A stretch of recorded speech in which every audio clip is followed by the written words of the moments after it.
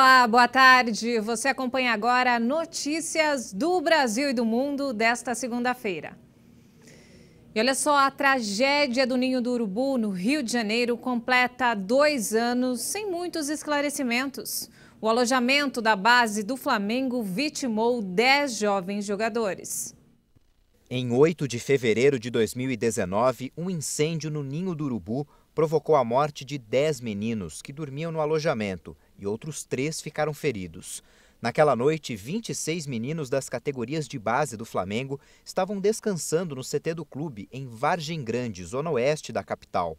A maior tragédia envolvendo jogadores de futebol no Rio de Janeiro teve até hoje alguns avanços, mas poucas respostas foram dadas. Os desdobramentos ainda correm nas esferas civil e judicial. A principal crítica sofrida pelo Flamengo neste período foi a respeito das indenizações às famílias. O clube já está em acordo com os 16 sobreviventes e 8 famílias das 10 vítimas fatais.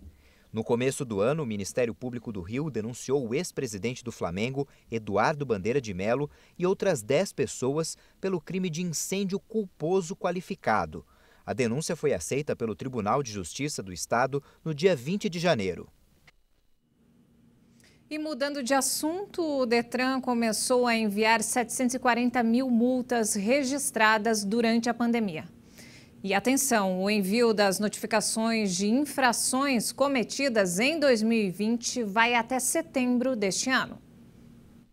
As infrações de trânsito cometidas entre 26 de fevereiro e 30 de novembro de 2020 já começaram a chegar na casa dos motoristas. Segundo o Detran de São Paulo, o envio vai ser gradual e o prazo segue uma resolução do Conselho Nacional de Trânsito. Foi criado um cronograma de 10 meses contados a partir da data do registro da infração. Até o último dia 26 de janeiro, quase 180 mil notificações de autuação foram encaminhadas aos motoristas do estado de São Paulo e mais de 740 mil devem ser enviadas até setembro de 2021.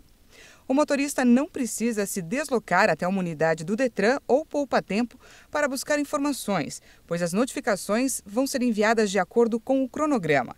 Os prazos para defesa de autuação, indicação de condutor e recursos foram estendidos, respeitando as regras previstas no Código de Trânsito Brasileiro. No caso de multas aplicadas pelo Detran de São Paulo, as solicitações podem ser feitas online pelo portal www.detran.sp.gov.br e pelo aplicativo Poupa-Tempo Digital. O recurso e indicação de condutor podem ser realizados via correios. E nos destaques internacionais, a vacina da Pfizer se mostrou eficaz na neutralização de 3 variantes do coronavírus. O estudo foi publicado hoje em uma revista científica. Os testes realizados em laboratório com a vacina desenvolvida pelas empresas Pfizer e BioNTech contra a Covid-19 conseguiram neutralizar 3 variantes do coronavírus. As mutações testadas aparecem na África do Sul e no Reino Unido e têm modificações que apareceram em uma variante brasileira. Os dados já haviam sido divulgados de forma preliminar no início de janeiro, mas só agora foram revisados e validados por outros cientistas. A Nature Medicine faz parte do grupo de publicações mais importantes do mundo. Os cientistas da Pfizer e do setor médico da Universidade do Texas, nos Estados Unidos, testaram o soro de 20 participantes dos ensaios clínicos da vacina.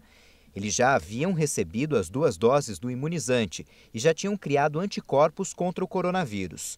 Depois, os pesquisadores testaram esses soros contra as variantes do vírus. As 3 mutações neutralizadas faziam parte de uma cepa considerada mais transmissível. O primeiro-ministro de Israel, Benjamin Netanyahu, voltou a rejeitar as acusações de corrupção contra ele em uma breve audiência no Tribunal de Jerusalém. O premier julgado por corrupção, fraude e abuso de confiança em 3 casos. A audiência ocorre há pouco mais de um mês das eleições cruciais para a sobrevivência política de Netanyahu. Fora do tribunal, dezenas de manifestantes protestaram contra o primeiro-ministro. Há 15 anos no poder, Netanyahu é o primeiro chefe do governo da história de Israel a ser julgado durante o exercício do cargo.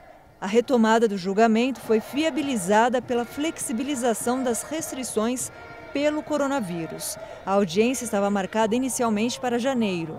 Na abertura do julgamento, Netanyahu tinha acabado de formar um governo de união com o rival Benny Gantz. Desde então, as manifestações contra o premier se multiplicaram e a colisão se desfez. Como resultado, novas eleições foram marcadas para 23 de março, a quarta vez que os israelenses vão às urnas em menos de 2 anos. O premier é julgado por corrupção, fraude e abuso de confiança em 3 casos. A audiência ocorre há pouco mais de um mês das eleições cruciais para a sobrevivência política de Netanyahu. E a queda do fragmento de uma geleira do Himalaia provocou uma forte correnteza que inundou 2 centrais elétricas e destruiu pontes e estradas. Autoridades indianas continuam nesta segunda-feira com os trabalhos de resgate no norte da Índia, depois da ruptura no domingo de uma geleira no Himalaia, que provocou a cheia repentina de um rio.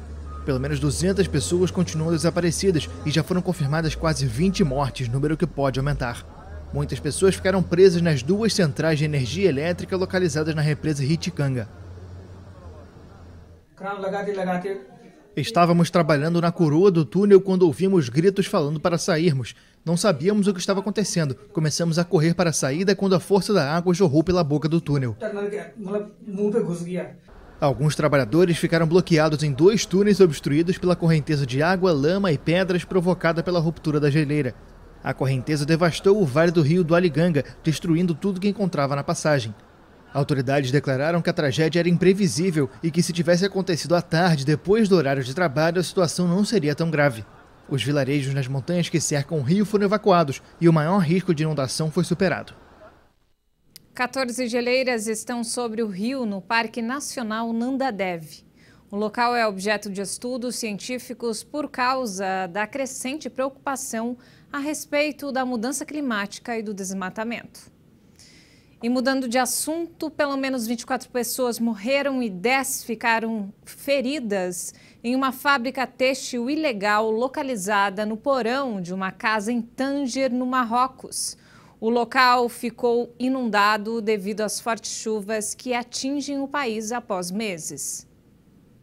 De acordo com a agência de imprensa oficial MAP, os socorristas retiraram até o momento 24 corpos e 10 sobreviventes, que foram levados para um hospital. Alguns meios de comunicação disseram que as vítimas foram eletrocutadas, mas esta informação não foi confirmada. O Marrocos sofre com chuvas muito intensas após meses de seca.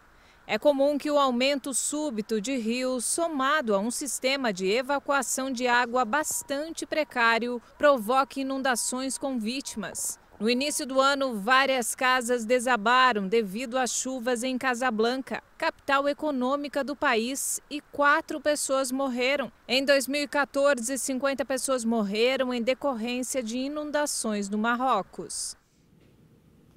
E de volta ao Brasil, o governo estuda a possibilidade de criação de um novo programa social. Mas com o caixa apertado, o pagamento do auxílio não passaria de R$ 200 por mês. A equipe econômica do governo estuda um novo programa social, já chamado de BIP, o Bônus de Inclusão Produtiva, que seria pago em 3 parcelas de R$ 200. A falta de crédito nos cofres públicos não permitiria continuar a fazer os pagamentos de R$ 600, como na primeira fase do auxílio emergencial. Mas o programa ainda não está definido e nem se sabe qual seria o número de beneficiados. O novo programa pretende atender também os jovens, que estariam condicionados a fazer cursos e treinamento nas empresas. As contratantes não teriam custos nem encargos trabalhistas com esses jovens. A equipe econômica do governo também associa o BIP a medidas que entrariam na PEC do Pacto Federativo, ainda em discussão no Congresso. E não temos mais tempo, essa edição fica por aqui. Mais informações daqui a pouco às 5 da tarde com Maria Alice Dias. Obrigada pela companhia.